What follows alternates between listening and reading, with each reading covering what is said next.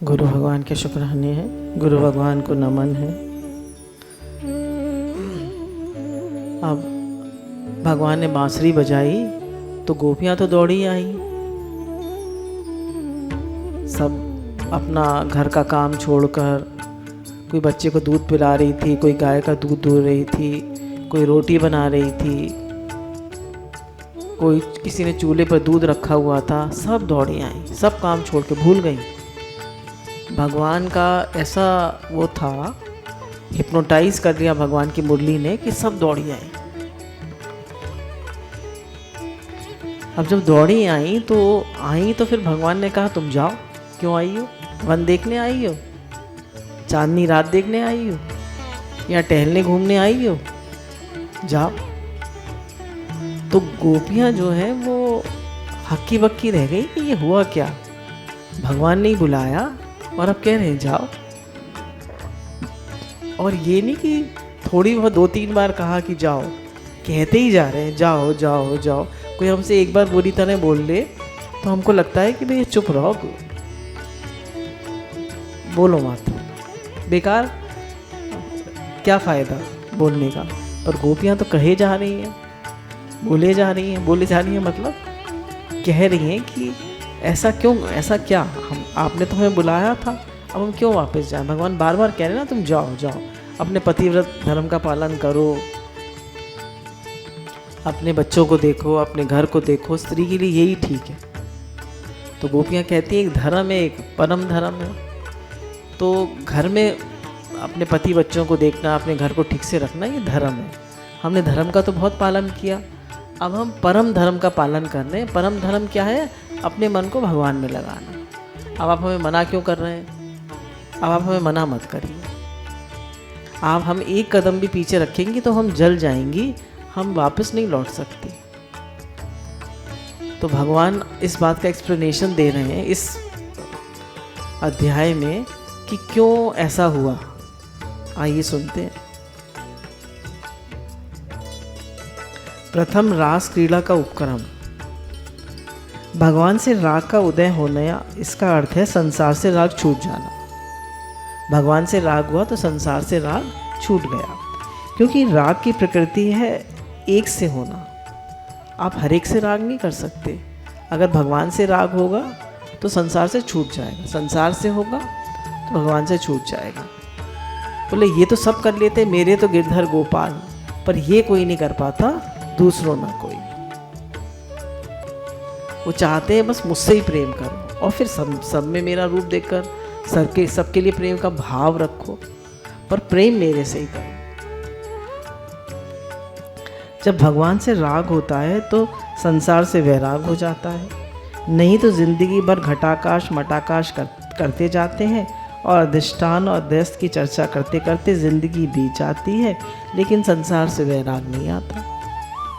कहने भगवान से प्रेम होगा तो संसार से वैराग आना ही चाहिए। वैराग मतलब राग द्वेष रहित हो जाना। संसार से कैसा? राग और द्वेष रहित हो जाना। वैराग का मतलब ये नहीं घर बार छोड़ के चल दिए ऑरेंज कपड़े पहन के, ये नहीं है। वैराग का मतलब है कि ना किसी से राग, ना काऊ से दोस्ती, ना काऊ से वैर, ना किसी से चिपका हुआ है और ना किसी से द्वेष करता है। सबके लिए भगवत भाव है, सबके लिए प्रेम का भाव है। तो कहने जिंदगी भर आपने अधिष्ठान और अध्यस्त की चर्चा करी, घटाकाश मटाकाश की चर्चा करी, पर मतलब घटाकाश मटाकाश क्या होता है? घड़े के आकाश को घटाकाश कहते हैं, इस कमरे के आकाश को मटाकाश कहते हैं, और बाहर का जो आकाश है उसे महाकाश कहते हैं। तो कहने तीनों आकाश अलग अलग है क्या? घड़े का आकाश, कमरे का आकाश और बाहर का आकाश एक ही है। अगर घड़े की दीवार फोड़ो, कमरे की दीवार फोड़ो, तो सब एक ही है। तो घट उपाधि और मठ उपाधि से आकाश अलग नहीं होता। ऐसे ही सब में एक ही परमात्मा है, एक ही ब्रह्म है, एक ही आत्मा है, एक ही निराकार है, शरीर की उपाधि से अलग नहीं हुआ करता है। समझ रहे? शरीर की उपाधि से अलग नहीं हुआ करता। बोले जिंदगी भर तुम करते रहते हो घटाकाश मठाकाश, पर होता कुछ नहीं है। अधिष्ठान अध्यस्त करते रहते हो, परमात्मा जो है वो अधिष्ठान है और ये संसार उनमें अध्यस्त है। सोना जो है वो अधिष्ठान है, जेवर उसमें अध्यस्त है। बोले ये तुम्हें समझ में कुछ नहीं आता, तुम्हें वैराग नहीं आता। वैराग हुए बिना अंतःकरण शुद्ध नहीं होता। बोले जब तक वैराग नहीं होगा, मतलब तुम्हारे अंतःकरण में से राग द्वेष नहीं निकलेंगे, तब तक अंतःकरण शुद्ध नहीं होगा। क्योंकि हमारा अंतःकरण बना ही राग द्वेष से। जैसे टोकरी जो है वो उससे बनती है, सरकंडों से, ऐसे ही हमारा अंतःकरण राग द्वेष से बनता है। राग द्वेष गए तो अंतःकरण गया।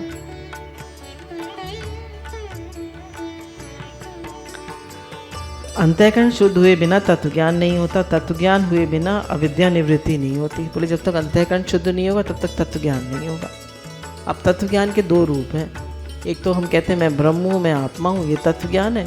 और उसको भक्ति में हम कहते हैं मैं भगवान का हूँ, भगवान मेरे हैं, ये भी तत्व ज्ञान है। क्योंकि शरीर रूप से तो भगवान मेरे नहीं है, शरीर रूप से भगवान आपके हैं, आत्मा रूप से है। मैं भगवान का हूँ, भगवान मेरे हैं।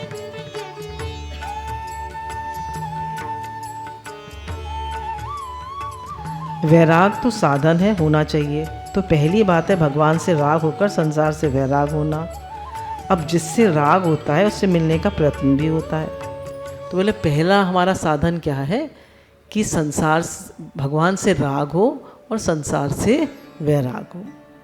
अब जिससे राग होता है, जिससे प्रेम होता है, उससे मिलने की भी तो एक तड़प होती है ना, कैसे मिले कैसे मिले। अब आप लोग सत्संग में भाग भाग कर आते हैं क्योंकि अच्छा लगता है सत्संग, है ना। तो माँ को बच्चे से राग होता है तो माँ भाग भाग के जाती है मिलने के लिए। तो अब गोपियों के मन में श्री कृष्ण से मिलने के लिए राग हुआ, तब उन्होंने कात्यायनी व्रत किया।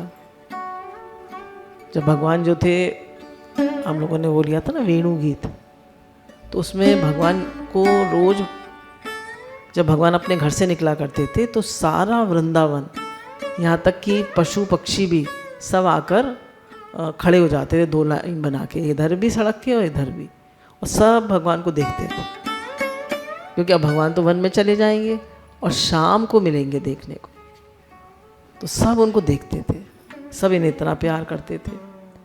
और फिर भगवान जो वेणु बजाते थे जंगल में, भगवान वेणु बजाया करते थे जंगल में, तो वो वेणु सबको नहीं सुनाई पड़ती थी। वो जो उनसे बहुत राग करते थे, खास राग कौन करती थी? गोपियाँ, तो उनको सुनाई पड़ती थी, घर वालों को नहीं सुनाई पड़ती थी, पर जो उनसे खास प्रेम करते थे उन्हीं को सुनाई पड़ती थी। तो उन्होंने, जब उनका गोपियाँ रोज उन्हें देखती थी, उनकी वेणु सुनती थी, तो उनको उनसे भगवान से राग हो गया। तो भगवान, उन्होंने कात्यायनी व्रत रखा कि हमें भगवान जो है वो पति रूप में मिले। छोटे से हैं भगवान, 7-8 साल के, तो क्योंकि जानती हैं वो कि ये भगवान है, तो उन्होंने कहा ये हमें पति रूप में मिले। तो उन्होंने उनके लिए व्रत किया, कात्यायनी व्रत किया। तो बोले जो कात्यायनी व्रत किया ये धर्म हुआ, भगवान ने स्वीकार किया, भगवान ने उनके व्रत को स्वीकार किया, उन्हें दर्शन दिए ना। कात्यायनी माता तो आ गई नहीं, पर भगवान स्वयं आ गए। कात्यायनी माता नहीं आई, भगवान स्वयं आ गए। तो रोज रोज सायंकालीन भगवान का दर्शन होना और जो वंशी ध्वनि श्रवण है वह पूर्व राग का प्रसन्न है, और कात्यायनी पूजन आदि जो है वह भगवत प्राप्ति का प्रयास का प्रसंग है। तो जो भगवान ने वेणु बजाई वो तो पूर्व राग का प्रसंग है, और जो कात्यायनी व्रत है वो भगवत प्राप्ति का प्रयास है। अब उन्हें वरदान मिला गोपियों को। कह रहे गोपियों ने भगवान से मिलने के लिए कितना पुरुषार्थ किया। बोले वंशी से मोहित होना, उनका रूप में मोहित होना और कृष्ण के लिए प्रयत्न करना, ये गोपियों का पौरुष था, तो उनका पुरुषार्थ था। और जब भगवान की स्वीकृति मिल गई, उन्होंने बांसुरी बजाई, तो सब की सब गोपियाँ आईं और घेर कर खड़ी हो गईं। बोले जब भगवान ने, अब ये जो पहली वाली बांसुरी है वो वेणु गीत है, और तो जो दूसरी वाली बांसुरी है जी वो तब है जब वो हो जाता है, रास हो जाता है, वो युगल गीत है, युगल गीत है। तो अब भगवान ने जब बांसुरी बजाई तो सब गोपियाँ भागी आई अपने घरों से। अब भगवान जो ऐसे खड़े हो गए, क्यों आई हो? तटस्थ बिल्कुल, क्यों आई हो? किसने बुलाया था? जाओ। हमने तो नहीं बुलाया था। जाओ, रात में कोई स्त्री घर से निकल कर आती है? जाओ अपने घर का काम करो, पति की सेवा करो, बच्चों की सेवा करो, क्यों आई हो? अब भगवान जो है ऐसे करने लगे। और कृष्ण स्वयं उदासीन, तटस्थ, निरपेक्ष, असंग आत्मा। अब गोपियों के हृदय से जो उद्गार निकला, उससे वे प्रतीत होता है कि गोपियों के हृदय में श्री कृष्ण के प्रति कितना प्रेम था। और भगवान से कोई प्रेम करे तो कैसा प्रेम करे? बोले अब जो भगवान ने तो उनको स्वीकार नहीं करा, और उनके अंदर से जो बात निकली, जो तड़प गई वो, तो उनके अंदर से जो बात निकली, जो उद्गार निकले, तो कह रहे हैं वो मतलब एक मनुष्य को कैसे प्रेम करना चाहिए, ये जगत को दिखाने के लिए भगवान ने किया। एक मनुष्य को भगवान प्राप्ति के लिए, परमात्मा प्राप्ति के लिए कैसे प्रेम करना चाहिए भगवान से। गोपियाँ इसका एग्जाम्पल हैं। गोपियों ने कह दिया अब हम एक कदम भी पीछे नहीं हट सकती, और कृष्ण यदि स्वीकार नहीं करेंगे तो हम विरह अग्नि शरीर को प्रज्वलित करके ध्यान अग्नि में अपने सूक्ष्म शरीर को तपाकर तुम्हारी पत्नी को प्राप्त होंगी। उन्होंने कहा हम विरह अग्नि में जल जाएंगे और ध्यान अग्नि से अपने सूक्ष्म शरीर को जला देंगी और तुमको प्राप्त हो जाएंगे। क्योंकि जिसका ध्यान करते हुए आप शरीर त्यागते हैं उसी को प्राप्त होते हैं। अब आप जिसका वो कह रहे हैं, मतलब इसमें गोपियाँ कह रही हैं कि अगर हम तो आपको प्राप्त हो जाएंगी, पर बदनामी आपकी होगी कि देखो इन गोपियों ने इनसे इतना प्रेम किया और इन्हें मिला क्या? इनको मिली मृत्यु। तो कृष्ण से प्रेम करना बेकार है, दुनिया में प्रेम मत करो कृष्ण से। इतनी दृढ़ता, इतनी निष्ठा, इतनी प्रीति, असल में ना तो इसे संवाद से कोई गोपियों का हित था, ना कोई कृष्ण का हित था। बोले ये जो सारी बात चली, हम इतने 20-25 चैप्टर्स पढ़ गए, बोले संवाद से ना तो कोई कृष्ण का हित था, ना गोपियों का हित था। तो क्यों हुई इतनी बातचीत? बोले कृष्ण तो मज़ा ले रहे थे, क्योंकि गोपियों के दिल की बात तो उनको मालूम थी, और गोपियों को अपने प्रेम को जाहिर करने की कोई ज़रूरी नहीं था। बोले ये सब संवाद क्यों हुआ? इतनी भगवान ने गोपियों क्यों रुलाया, क्यों इतनी बात कराई उनसे? तो बोले कृष्ण को तो मालूम था कि गोपियाँ हमसे बहुत प्रेम करती हैं, उन्हें तो मज़ा आ रहा था, और गोपियाँ अपने प्रेम को कहना नहीं चाहती थी गोपियाँ अपने प्रेम को, वो छिपा के रखना चाहती। देखिए बहुत समझने की बात है, बहुत प्रेम दिखाना, बहुत प्रेम को जाहिर करना, वह प्रेम का विकार ही है। आजकल लोग डाल देते हैं ना व्हाट्सएप पे अपनी फ़ोटो कि भैया, तरह तरह से डालते हैं, आप सब लोग जानते हैं कैसे कैसे लोग फ़ोटो डालते हैं। तो बोले प्रेम को बहुत जाहिर करना और प्रेम को बहुत दिखाना, कह रहे ये प्रेम का विकार है। Love should not be displayed. प्रेम का दिखावा नहीं करना चाहिए, प्रेम को छिपा के रखना चाहिए। जितना आप प्रेम का दिखावा करेंगे उतना प्रेम कम होगा, और जितना प्रेम को छिपा के रखेंगे प्रेम बढ़ेगा। अपने भगवान से प्रेम को भी, आपका जो भगवान से प्रेम है उसे भी छिपा के रखिए। कितनी माला करते हैं, कितनी ध्यान करते हैं, कितना आपके आंसू निकलते हैं, किसी को मत बताइए, अपने प्रेम को छिपा के रखिए। कह रहे अपना गोपियाँ अपना प्रेम जाहिर करने से डर ही लगता था कि प्रेम जाहिर करेंगे तो हमें भी अभिमान होगा। गोपियाँ अपना प्रेम जाहिर नहीं करना चाहती थी, हम प्रेम को जाहिर करेंगे तो क्या होगा, हमारा अभिमान बढ़ेगा, प्रियतम के ऊपर भार होगा। आप किसी से बहुत बार बार कहिए कि मेरा आपसे बहुत प्रेम है, बहुत प्रेम हो, तो बेचारा बोझ से दब जाएगा। यानी कोई ज़रूरत नहीं है, वो तो आपके एक्शंस बता देते हैं, आपकी आंखें बता देती हैं कि कितना प्रेम। नहीं, अगर किसी का प्रेम होता है तो आंखें नहीं बता देती हैं, आंखें सब बता देती हैं, आंखें दिल का हाल कह देती हैं, और प्रेम झूठा हो जाएगा। पर कृष्ण की इच्छा थी कि ज़रूर बोले, क्योंकि उनके बोलने से उनके हृदय के भाव संसार में प्रकट हो जाएंगे और सब लोग ऐसे ही भक्ति करेंगे। बोले गोपियाँ अपने हृदय के उद्गार नहीं कहना चाहती थी, पर भगवान ने ज़बरदस्ती कहलवाए, है ना, नाटक करके ज़बरदस्ती कहलवाए, क्योंकि भगवान चाहते थे कि उनके हृदय के उद्गार संसार के सामने आए और सीखें कि कैसे गोपियों ने प्रेम किया, ऐसे हम भी प्रेम करें। हम भी ऐसे ही प्रेम करें। तो गोपियाँ जो है प्रेम का एग्जाम्पल है। यथा ब्रज गोपी का नाम, यथा ब्रज गोपी का नाम, प्रेम कैसे करो, गोपियों की तरह।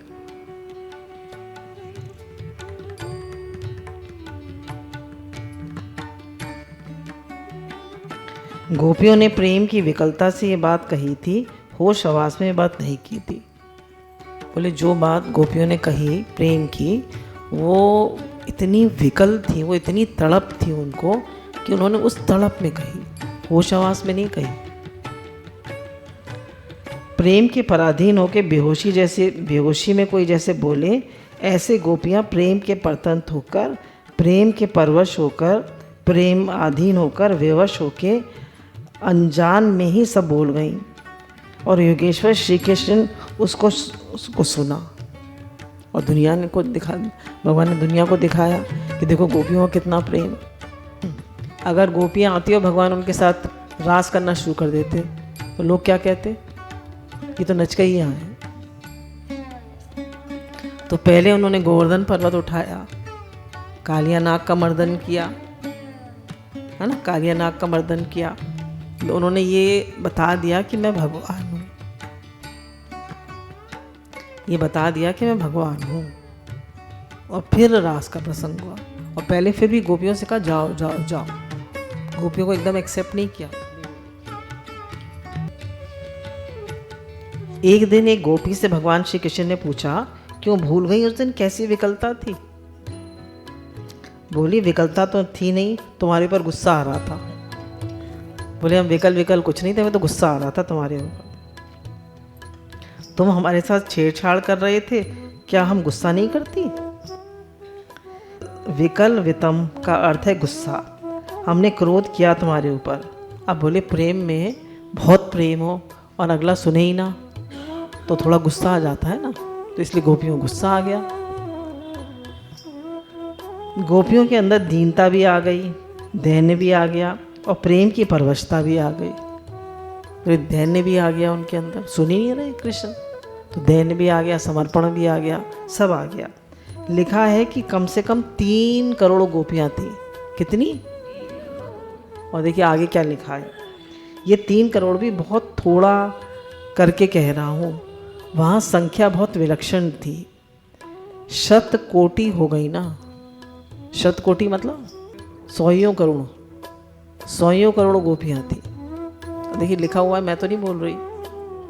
हमारे एक मित्र पूछने लगे, कृष्ण ने इतने ब्याह क्यों किए, इतनी गोपी को क्यों रखा? अरे भोले भाई, ये तो बहुत कम लिखा है, थी तो बहुत ज़्यादा।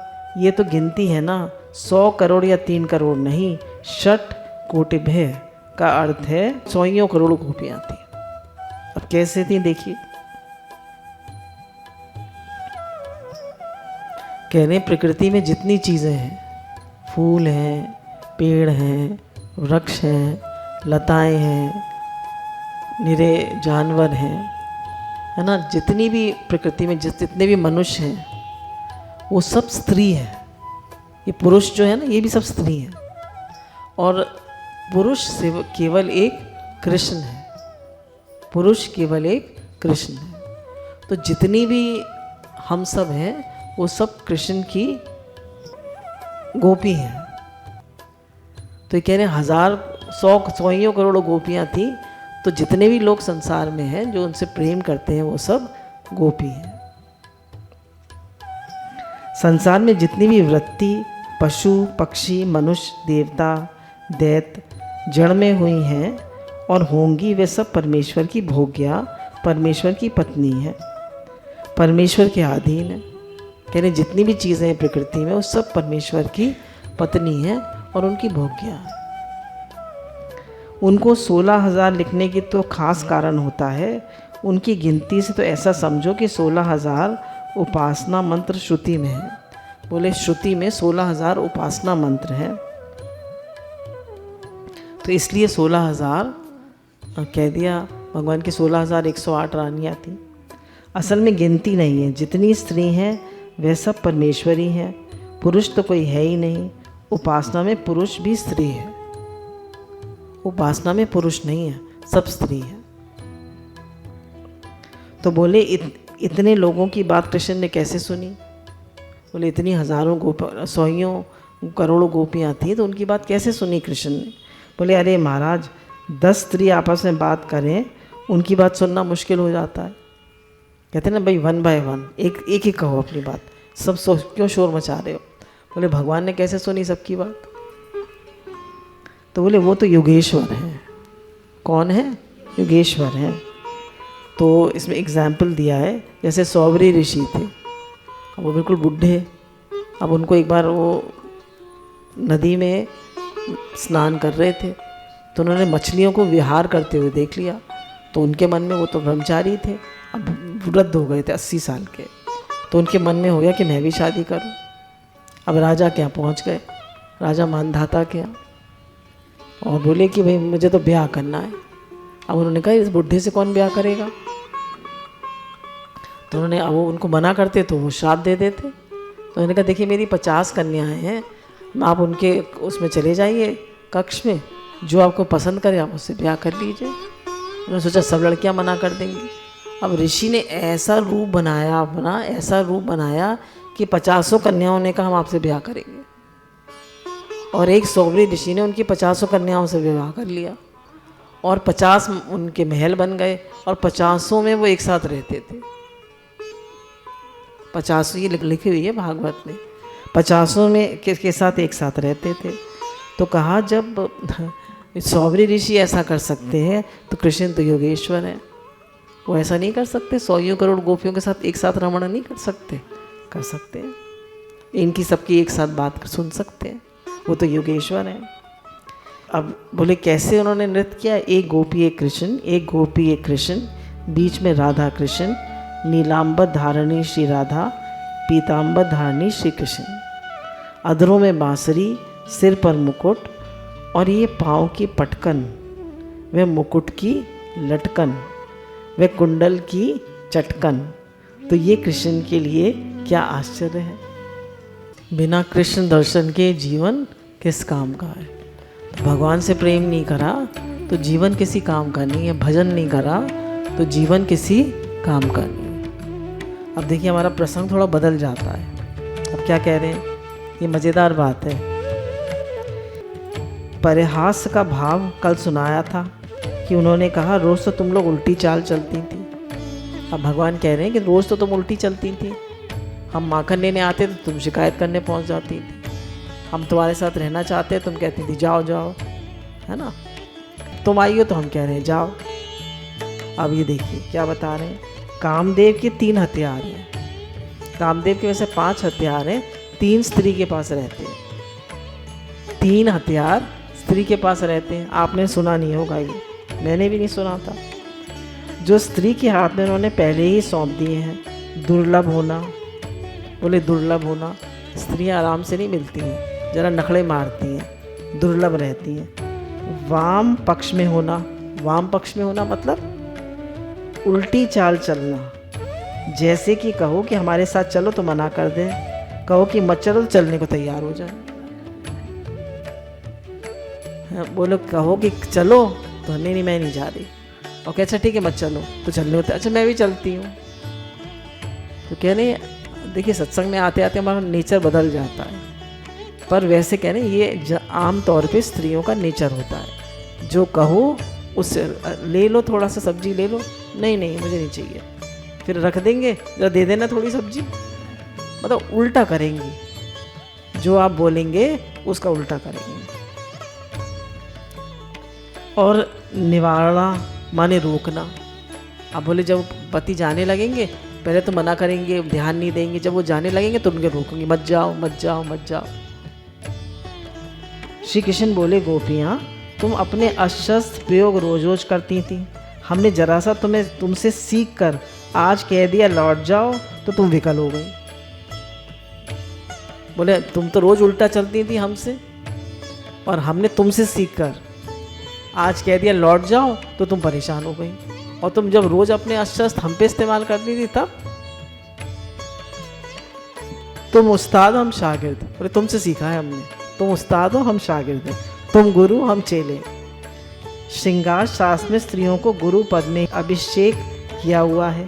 कितनी विद्याएं ऐसी होती हैं यदि अगर यही सीखी जा सकती हैं दूसरा कोई नहीं सिखा सकता। बोले श्रृंगार शास्त्र में स्त्री से ही सब सीखा जाता है।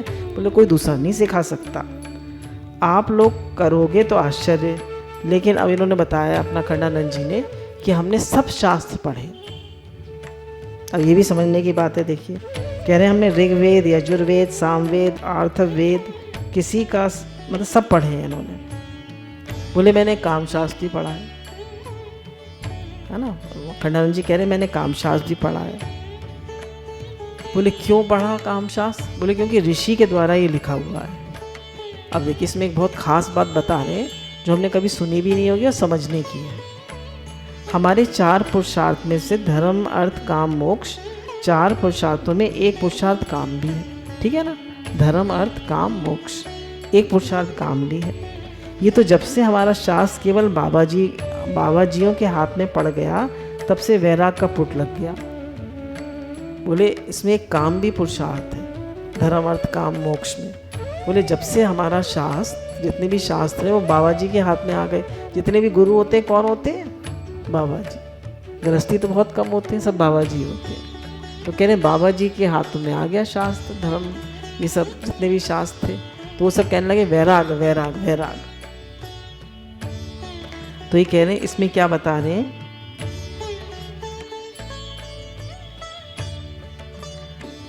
मनुष्य का जीवन धर्म, अर्थ, काम के समन्वय से चलता है। कह रहे मनुष्य का जीवन कैसे चलता है? उसके जीवन में धर्म भी होना चाहिए, अर्थ भी होना चाहिए, काम भी होना चाहिए और मोक्ष के लिए भी पुरुषार्थ होना चाहिए। चारों चीज़ें बैलेंस्ड होनी चाहिए। समझ रहे? अब हम लोग क्या करते हैं कि भाई खाली धर्म मतलब कहते हैं कि केवल वैराग वैराग। बोले ऐसा नहीं है। हमसे जिसने सब शास्त्र पढ़े हैं, पूरी चीज़ ठीक से समझी है, कह रहा है चारों पुरुषार्थ बैलेंस्ड होने चाहिए। धर्म भी होना चाहिए जीवन में, पैसा भी होना चाहिए, थोड़ी बहुत कोई इच्छाएं वो भी अपनी कर लेनी चाहिए पूरी। अब आगे बताएंगे देखिए। और भगवान के लिए भी पुरुषार्थ करना चाहिए। अब कह रहे हैं अगर धर्म में अति कर दोगे तो अर्थ और काम से वंचित होगे। अगर अर्थ की अति कर दोगे तो भोग छूट गया और दान व्रत छूट गया, तब छूट गया। अगर अर्थ की अति कर दोगे, पैसा कमाने में ही लगे रहोगे सारे टाइम, पैसा पैसा पैसा, तो तुम भोग भी नहीं कर पाओगे। टाइम ही नहीं होगा तुम्हारे पास कहीं घूमने का, फिरने का, कहीं जाने का टाइम ही नहीं है। क्यों? पैसा कमाने में लगे पड़े हैं। दान भी नहीं करोगे, क्यों? मैंने इतनी मेहनत से कमाया, दान क्यों करूँ? व्रत भी नहीं करोगे, तब भी नहीं करोगे, सब छूट जाएगा। और भोग करने में लग गए, हर समय शादी पार्टी, घूमना फिरना, भोग करने में लग गए, तो बोले अर्थ चौपट कर दोगे और धर्म भी चौपट कर दोगे। समझ में आया? वो भी चौपट कर दोगे। तो ये जीवन जो है धर्म, अर्थ, काम, इन तीनों का समन्वय करके चलता है। तो जीवन में धर्म, अर्थ, काम और मोक्ष सबका बैलेंस होना चाहिए। ऐसे ही नहीं बस चले जा रहे हैं अपने आप। कह रहे हैं हर चीज़ होनी चाहिए। अब आगे क्या कहते हैं? धन भी कमाना चाहिए, भोग भी करना चाहिए। मतलब भोग से मतलब घूमना फिरना, देखना, घूमना फिर सब, मतलब सब चीज़ को देखो समझो। जब परब्रह्म परमात्मा की जिज्ञासा होवे तो वेदांत का स्वाध्याय भी करना चाहिए। जब परमेश्वर से प्रीति जुड़े तो भक्ति भी करनी चाहिए। तो जब भगवान की लगन लग जाए तो केवल भक्ति करो। अब बोले धर्म के पुरुषार्थ 2 तरह के हैं। अब धर्म के पुरुषार्थ कितने हैं? 2 तरह के। एक तो भौतिक सुख के लिए और एक आदि दैविक सुख के लिए। बोले अब 2 पुरुषार्थ हैं धर्म के।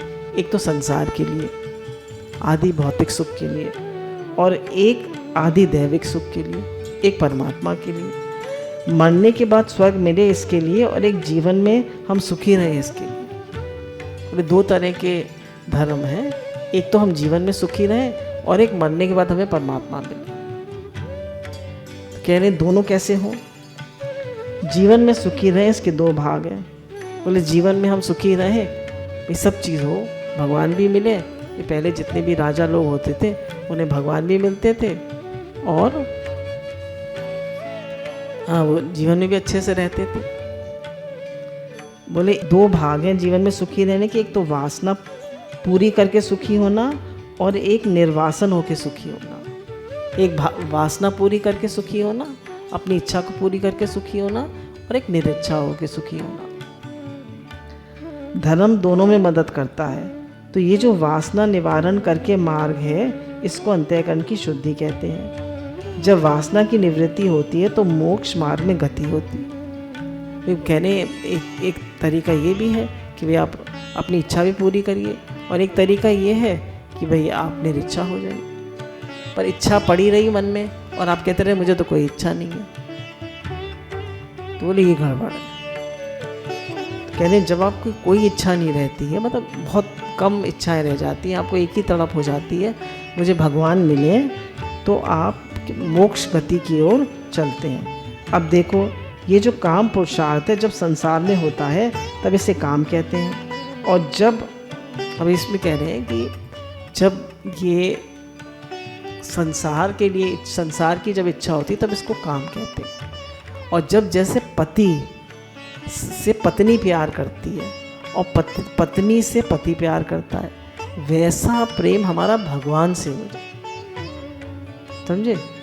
जैसे पति पत्नी से करता है, पत्नी पति से करती है, वैसा प्रेम हमारा जब भगवान से हो जाए, इस प्रकार जब ईश्वर के प्रति होती है तो उसका नाम प्रेम हो जाता है। तो इतना प्रेम भगवान से हो जाए जैसे आपका अपने पति से। पति के लिए स्त्री क्या नहीं करती, पतिव्रता स्त्री कहते हैं ना, सब काम पति के करती है, हर काम पति के लिए करती है। बोले ऐसे प्रेम भगवान से हो जाए, हर कर्म कृष्ण अर्पण, कृष्ण अर्पण, कृष्ण के लिए ही सब कुछ। तो बोले उसको हम प्रेम कहते हैं। इस प्रकार काम पुरुषार्थ के दो भेद हैं, एक शुद्ध काम, एक अशुद्ध काम। शुद्ध अशुद्ध विषयों में, हड्डी चाम आदि में जो संलग्न हो, और शुद्ध प्रेम कौन सा है? जो भगवान से, शुद्ध काम। गुरु भगवान के अनंत अनंत शुक्राना।